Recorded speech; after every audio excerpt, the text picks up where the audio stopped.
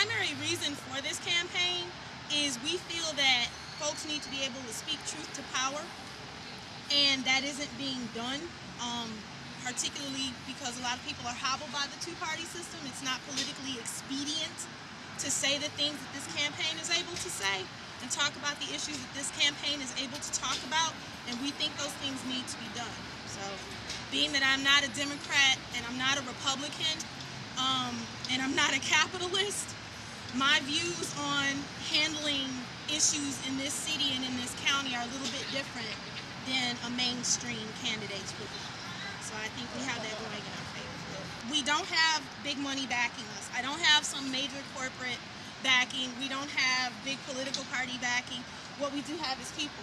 And what we do have is people who are deeply concerned about what they're seeing happening in this county, much less in this state.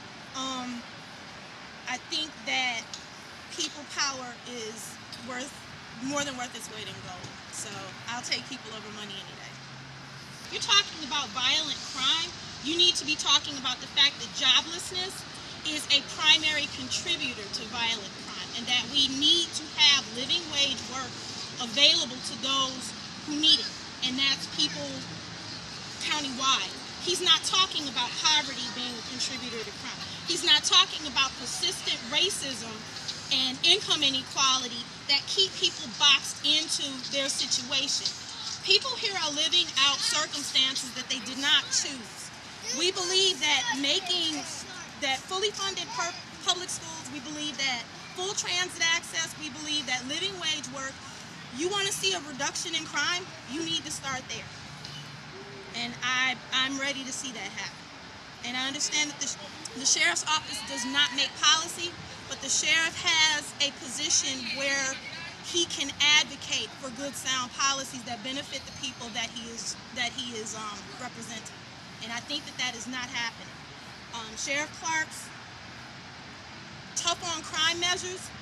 Look at our streets. Have they reduced crime? Is that a deterrent to people doing the things that they're doing? No. People are not being listened to. Raids that go help with immigration raids that go into immigrant communities and demonize the people that are living there. That doesn't foster trust in this community. It doesn't encourage people to feel welcome. And one of the things that the sheriff's office can do is invoke the 2012 ICE detainer law, which says that we don't have to extend the manpower for random raids in immigrant communities. We have the option as a sheriff's office to opt out, and this is something that is gone countrywide. So we have protection behind us. We need the members of this community to feel like members of this community, and I do not see that happening right now. My political experience, I served as the legislative director for the Amalgamated Transit Union Local 998 for 2 years. It was my pleasure and my honor.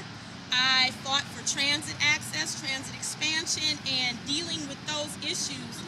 You bring in a whole lot of other things that this county is facing, like the lack of living wage work, like the lack of the defunding of public schools.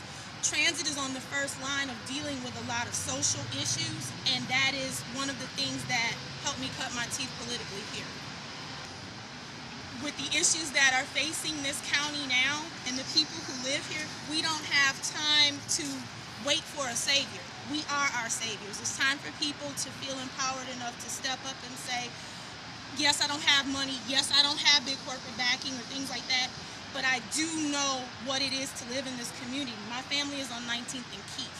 So, I mean, you're talking about 53206, one of the most negatively impacted by mass incarceration, most negatively impacted by income disparity. This is what I live and this is what I know, and these are the people whose voices are not being heard by mainstream politicians, and we need to be talking about it. And I know that they're not going to do it because I haven't heard. I've got support from Solidarity, like an umbrella socialist organization, and the main body of support I have is people who live here in this community and have stood with me and said, you know what, go ahead and run. If you do it, we'll be behind you. Let's put the issues out. It's not about winning. It has never been about winning. I would like to win, but I did not get into this race to win. I got into it because people are not being heard. And people in the street need to know that you have the power to step up and make a difference in your community in a very real way. We talk about taking power back. I want people to feel empowered enough to do that. I need voters to show up. In inner city, I am talking to you. I love you, but I need you to vote. We have a lot of referenda on this ballot that's coming up in November. That's extremely important. We've got a gubernatorial race that people need to weigh in on in a very big way. And also, I personally believe that voting is a tactic.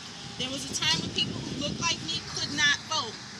And although I do not believe that voting is the be-all, end-all to deal with what's happening, it is a tactic. And when you are fighting a battle, you pick up any weapon that you can pick up. And voting is one of those weapons. I need people to show up to the polls on November.